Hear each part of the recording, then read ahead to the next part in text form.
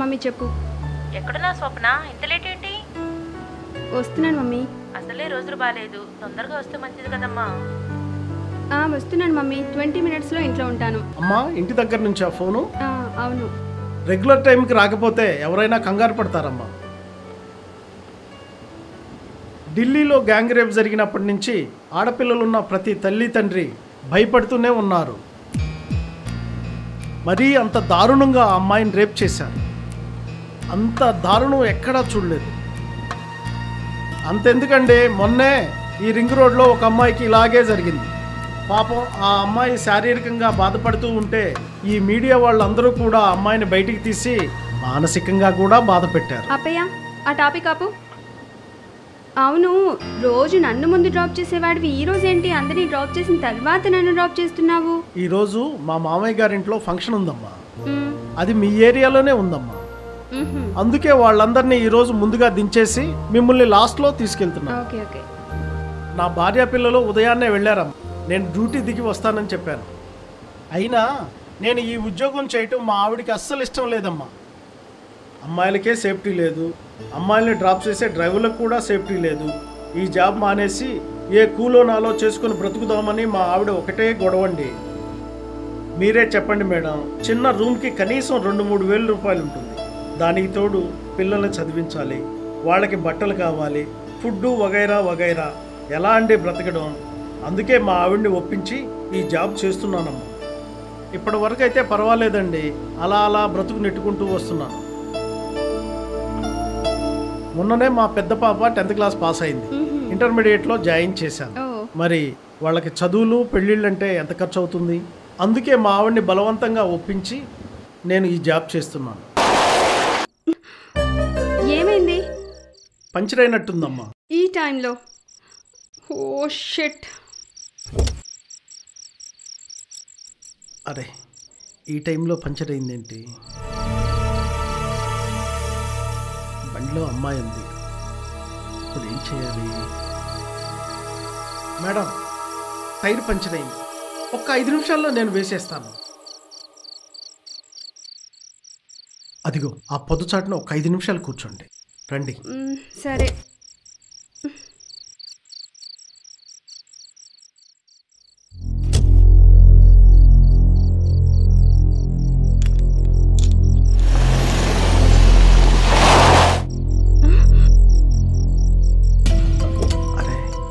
ఈ టైంలో ఈ కార్ ఏంటి ఇక్కడ ఆగింది? ఏంది మామ, ఏమైంది?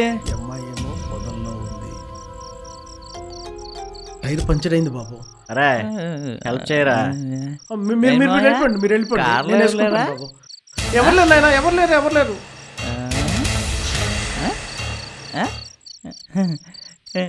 ఎవరు లేరా? నేను వేసుకుంటాను బాబు.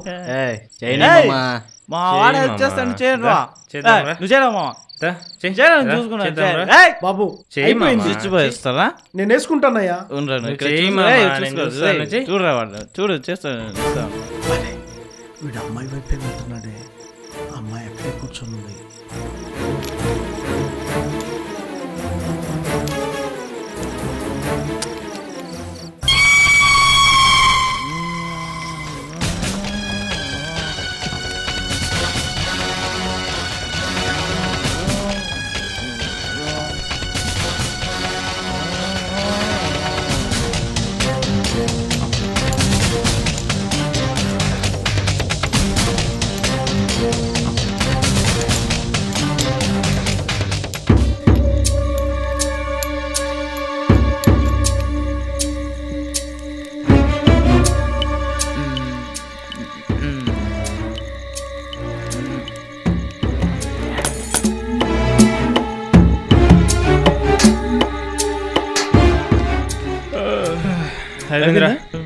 అయిపోయిందా? ఓకే మామ, వెళ్ళొస్తారా? అమ్మయ్యా. అవునరా మామ, ఈ గర్ల్ ఫ్రెండ్ ఏం చేస్తుందిరా?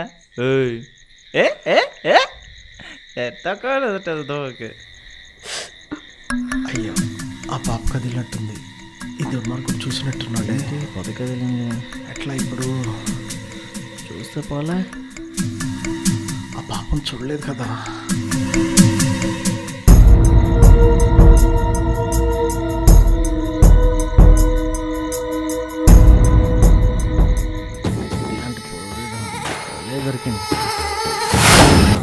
ఎవరు మామ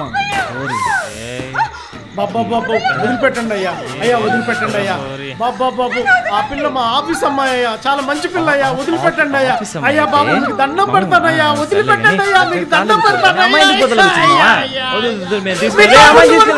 బాబు బాబు దండం పెడతానయ్యా. ఇలా కనిపించిన వాళ్ళందరినీ తోడబుట్టిన వాళ్ళు అనుకుంటే దండం పెడతానయ్యా. మరి సంసారం ఎవరితో చేస్తాందా? అయ్యా బాబు ఇలాంటి వాళ్ళు దొరికినప్పుడు ఎంజాయ్ చేయాలి. నువ్వు వాళ్ళకన్నా చెప్పయ్యా బాబు బాబు, నీకు దండం పెడతానయ్యా బాబు, వాడికి చెప్పయ్యా.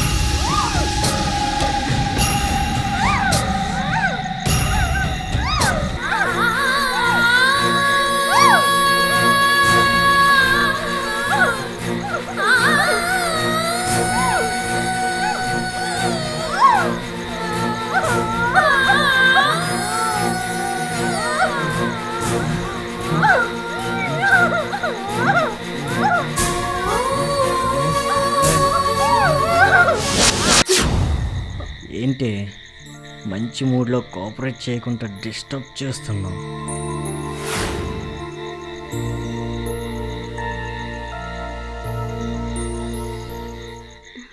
ఏంటి అలా చూస్తున్నారు? మసాజ్ చేశారు కదా, అందుకే మూడొచ్చింది.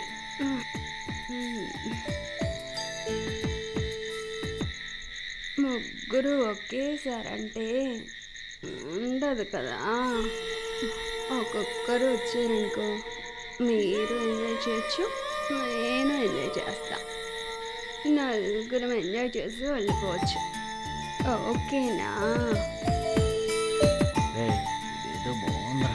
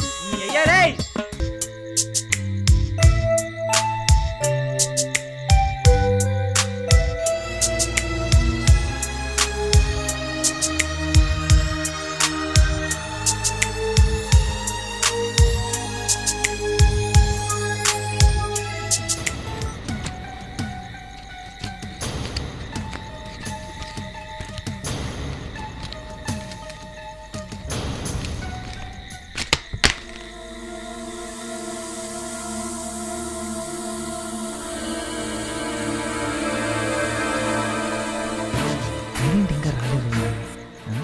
ఒకసారి చూస్తే పోలా.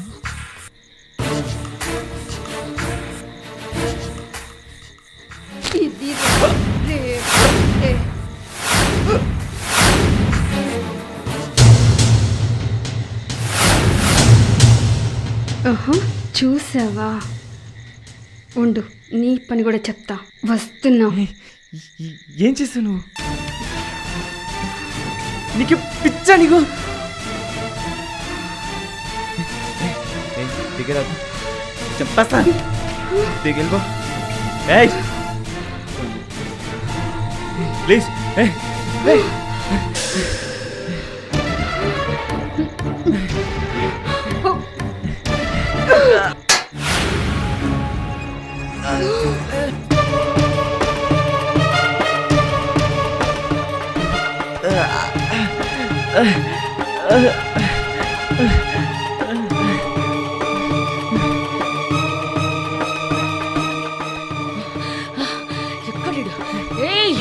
ఆగరా, ఆగా. ఏం కావాలి నీకు? నిన్ను నిన్ను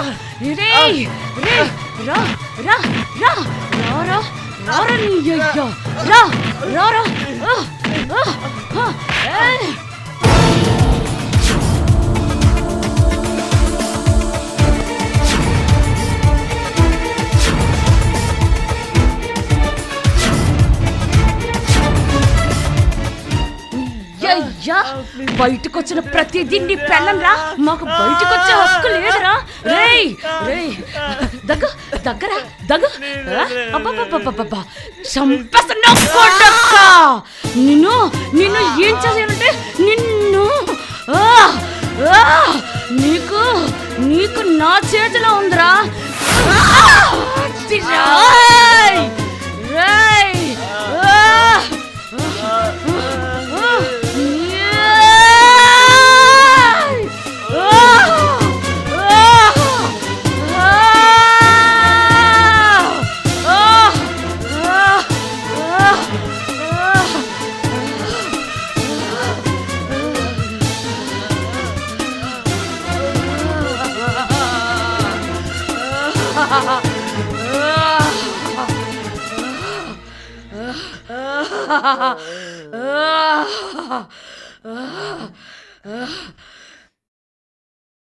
అన్ని సమయాల్లోనూ పోలీస్ డిపార్ట్మెంటో న్యాయస్థానాలో మనకి న్యాయం చేయలేవు. నిర్భయకు జరిగిన అన్యాయానికి అవి ఏం బదులివ్వగలిగాయి? దేశమంతా కదిలొచ్చింది, కన్నీళ్లు పెట్టుకుంది. ఆక్రోశిస్తూ ఆవేదనతో ఆ నేరస్తులను ముందు కాల్చి చంపండి లేదా ఉరితీయండి. అప్పుడే నిర్భయ ఆత్మకు శాంతి, మాకు మనశ్శాంతి అని యువత మొత్తం ఒక్క గలమై నిలదించింది. అయితే ఆ చట్టం ఏం చేయగలిగింది? విపరీతమైన జన ఒత్తిడికి లొంగి మాత్రమే ఉరిశిక్ష విధించింది. కానీ ఆ ఉరి తీసేదెప్పుడు? చూసేదెవరు? మానభంగం అనంతరం జరుగుతుందో లేదో తెలియని న్యాయం కోసం ఆలోచించడం కంటే ముందు నువ్వు ఆదిశక్తివై అపరకాలివై నీపై జరిగే అరాచకాన్ని అణిచేయి. మీకై మీరే పోరాడండి. మీ ఆత్మవిశ్వాసాన్ని ఆయుధంగా మార్చుకోండి. అప్పుడు మీకే మీరు రక్షణ అవుతారు. మృగహింసను కాలరాసే శక్తి అవుతారు. పోరాడి ఓడిన జీవితం నిర్భయ. అది గతం. గెలిచిన పోరాటం నేటి స్వప్న. ఇదే రేపటి స్వప్నం.